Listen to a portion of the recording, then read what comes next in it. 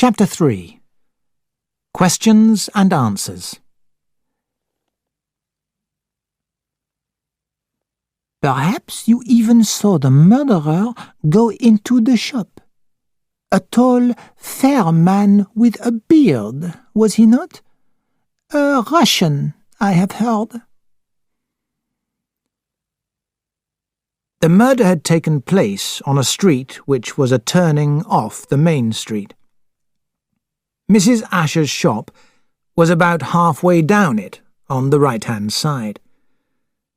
A large crowd of people was standing outside the shop. A young constable was trying to make the crowd move away. Poirot stopped at a little distance from them. From there, we could see the sign over the shop door. Poirot repeated it softly. A. Asher. Come, let us go inside, Hastings. We made our way through the crowd. Poirot showed the young constable a letter from Inspector Glenn, explaining who we were. He nodded and unlocked the door to let us pass inside. The shop was very dark. The constable found and switched on the electric light. There were a few cheap magazines lying about, and newspapers from the day before, all dusty. Behind the counter there were shelves reaching to the ceiling, packed with tobacco and packets of cigarettes. There were also jars of sweets. It was an ordinary little shop, like thousands of others. "She was down behind the counter," the constable explained in a slow voice. "The doctor says she never knew what hit her. She was probably reaching up to one of the shelves."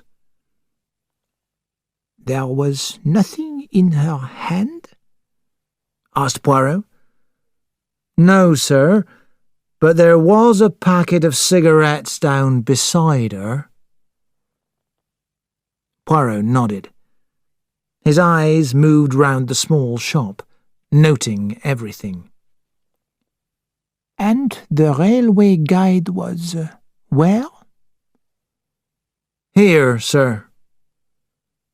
The constable pointed out the place on the counter. It was open at the right page for Andover and lying face down. "Were there any fingerprints?" I asked. "There were none on the railway guide, sir. There were lots on the counter itself." "Were there any of Asher's among them?"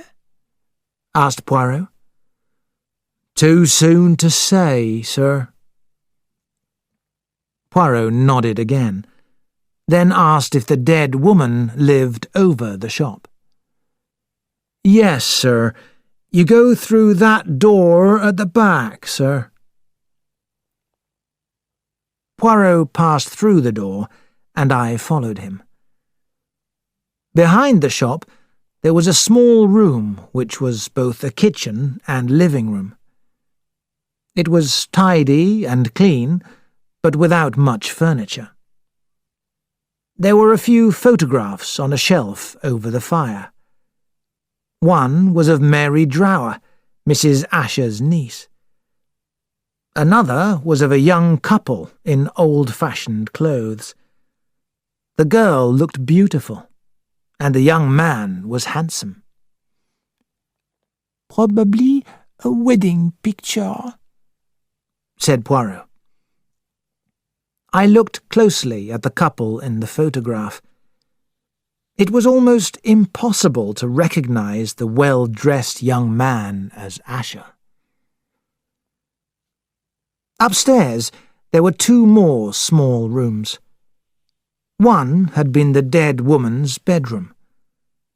There were a couple of old blankets on the bed, a small pile of underwear in one drawer and cookery books in another, a magazine, a pair of shiny new stockings, and a few clothes hanging up. "Come, Hastings," said Poirot quietly. "There is nothing for us here." When we were out in the street again, Poirot crossed the road. Almost exactly opposite Mrs. Asher's shop, there was a shop selling fruit and vegetables. In a quiet voice, Poirot told me what I had to do. Then he entered the shop. After waiting a minute or two, I followed him in. He was buying some green beans. I chose some apples. Poirot talked excitedly to the fat lady who was serving him. "It was just opposite you, was it not, that the murder happened? Perhaps you even saw the murderer go into the shop. A tall, fair man with a beard, was he not? A Russian, I have heard." "What's that?" The woman looked up in surprise. "A Russian did it?" "Mais oui. I thought perhaps you noticed him last night." "Well, I don't get much chance to look," said the woman. "The evenings are busy time, and there are always a lot of people passing after they finish work. A tall, fair man with a beard.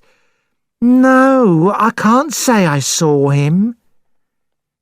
I interrupted the conversation, as Poirot had told me to. "Excuse me, sir," I said to Poirot. "I think you have the wrong information. A short, dark man, I was told." A discussion started between the fat woman, her husband, and a young assistant. They had seen 4 short, dark men, and the assistant had seen a tall, fair one.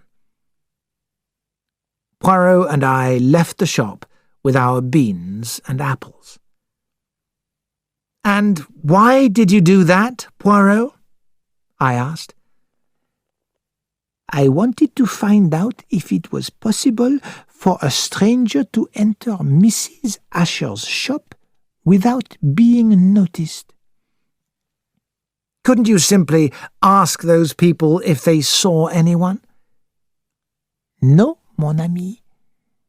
If I asked those people for information, they would not tell me anything. But when I made a statement, they started to talk. We now know that this time is a busy time. There are a lot of people on the streets. Our murderer chose his time well, Hastings." We gave our beans and apples to a very surprised small boy in the street.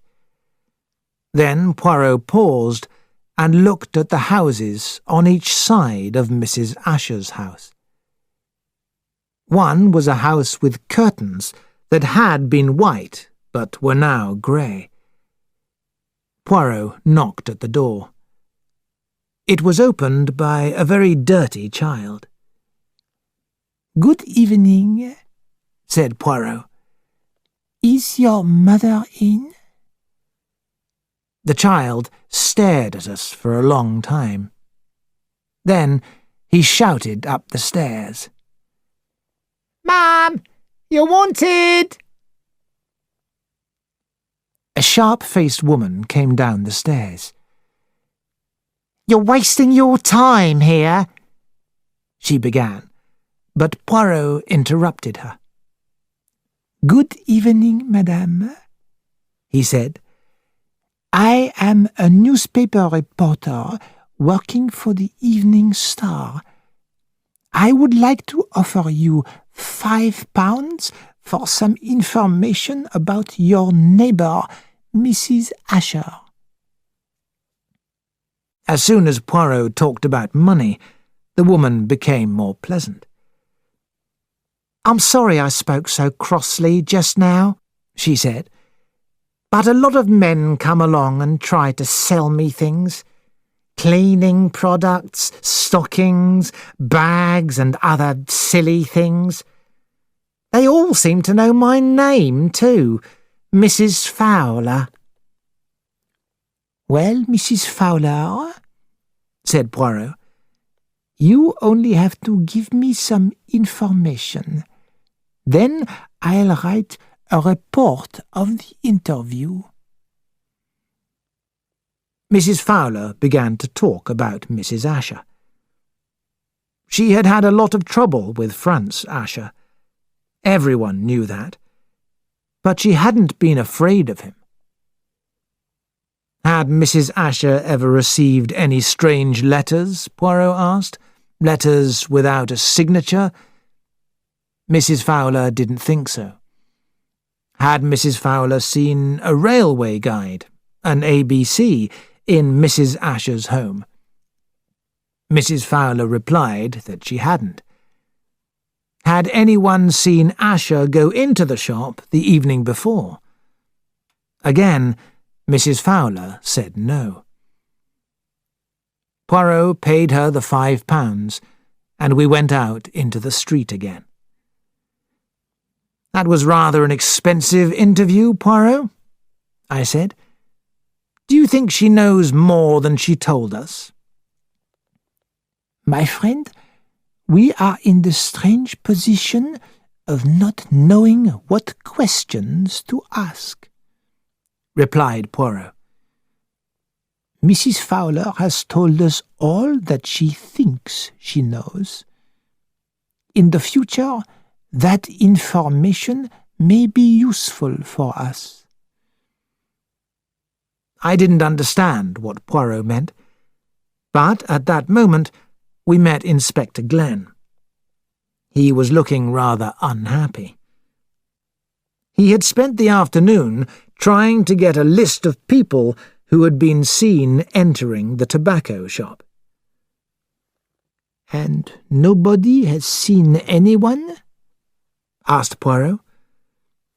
Oh, yes, they have. 3 tall men, 4 short men with black moustaches, 2 beards, 3 fat men, all strangers, and all looking like criminals. Poirot smiled. Does anyone say that they have seen the man Asher? No, they don't. And that's another reason why he might be innocent. I've just told the Chief Constable that I think this is a job for Scotland Yard. I don't believe it's a local crime. Poirot said seriously, I agree with you. The inspector said, You know, Monsieur Poirot, it's a nasty business. I don't like it. We had 2 more interviews before returning to London. The first was with Mr. James Partridge, who had bought something from Mrs. Asher at 5:30. Mr. Partridge was a tidy little man. He worked in a bank and wore glasses on the end of his nose. He was very exact in everything he said. Mr. Poirot, he said, looking at the card my friend had handed to him. From Inspector Glenn. What can I do for you, Mr. Poirot?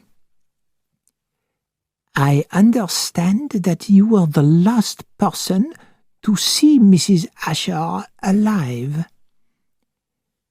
Mr. Partridge placed the ends of his fingers together and stared at Poirot. That is not certain, Mr. Poirot, he said. It's possible that there were other customers after me. If there were, they have not reported it, said Poirot. But you, I understand, went to the police without waiting to be asked. Certainly I did. As soon as I heard about the shocking event, I realized that my statement might be helpful. You have an excellent sense of duty, said Poirot. Perhaps you could kindly repeat your story to me. Certainly. I was returning to this house, and at 5:30 exactly, I entered Mrs. Asher's shop. I often bought things there. It was on my way home. Did you know that Mrs. Asher had a drunken husband who was in the habit of threatening her life? No, I knew nothing about her. Did you think there was anything unusual about her appearance yesterday evening? Did she seem different from usual? Mr. Partridge thought for a time. She seemed exactly as usual, he said at last. Poirot got up. Thank you, Mr. Partridge, for answering these questions. Have you an ABC in the house? I want to look up my return train to London. On the shelf behind you, said Mr. Partridge. Poirot took down the ABC and pretended to look up a train. Then he thanked Mr. Partridge, and we left. Our next interview was with Mr. Albert Riddle. Mr. Riddle was an enormous man with a large face and small, suspicious eyes. He looked at us angrily. "I've told everything once already," he said. "I've told the police, and now I've got to tell it again to 2 foreigners." Poirot gave me a quick, amused look, and then said, I am sorry, but it is a case of murder. One has to be very, very careful. You did not, I think, go to the police? "Why should I? It wasn't my business. I've got my work to do." People saw you going into the shop and gave your name to the police. But the police had to come to you first. Were they happy with your information? "Why shouldn't they be?" said Mr. Riddle angrily. "Everyone knows who killed the old woman, that husband of hers." But he was not in the street that evening, and you were. "You're trying to say that I did it, are you? Well, you won't succeed. What reason did I have to do a thing like that?" He got up from his chair in a threatening way. Calm yourself, monsieur, said Poirot. I only want you to tell me about your visit. It was 6 o'clock when you entered the shop? That's right. A minute or two after 6. I wanted a packet of tobacco. I pushed open the door and went in. There wasn't anyone there. I waited, but nobody came, so I went out again. You didn't see the body behind the counter? No. Was there a railway guide lying about? Yes, there was, face down. I thought perhaps the old woman had to go somewhere by train and forgot to lock the shop. Perhaps you picked up the railway guide and moved it along the counter. I didn't touch it. I did just what I said, said Mr. Riddle angrily. And you did not see anyone leaving the shop before you got there? No. Why are you trying to fix this murder on me? Poirot got up.